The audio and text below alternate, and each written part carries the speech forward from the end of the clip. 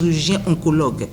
Après avoir enlevé la source que constitue cette tumeur, cette masse, on ne peut pas laisser le malade pour dire, bon, on vous a opéré, c'est bon. Non, il faut voir s'il n'y a pas d'impact. Ça veut dire que la masse est constituée par des cellules, en fait. Ces cellules se divisent, font des petits, rapidement. C'est ça, le cancer, c'est ça qui fait la gravité du cancer d'ailleurs. Cette division rapide qui fait que les cellules, des fois, peuvent sortir du lot et commencer à circuler en dehors de la masse par la voie des vaisseaux sanguins. Et ils peuvent aller sortir pour aller se loger ailleurs.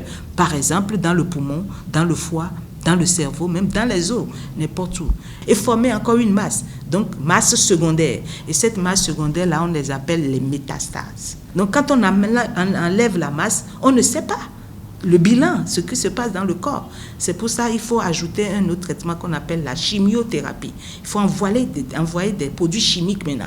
La personne, on met ça dans le sang partout, ça circule partout pour détruire ces sources-là qui peuvent être en train de naître ou se nicher quelque part. Après ce stade, on peut encore localiser la partie où on a enlevé la tumeur.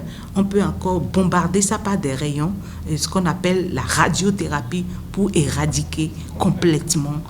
Voilà les 3 temps, la prise en charge des 3 temps. Moi seule, femme que je suis, il faut que je prenne l'habitude de palper mes seins. Je fais déjà quelque chose. Ensemble maintenant, toutes les personnes qui s'occupent du cancer, c'est ça. Nous pouvons tous faire quelque chose pour faire reculer le cancer.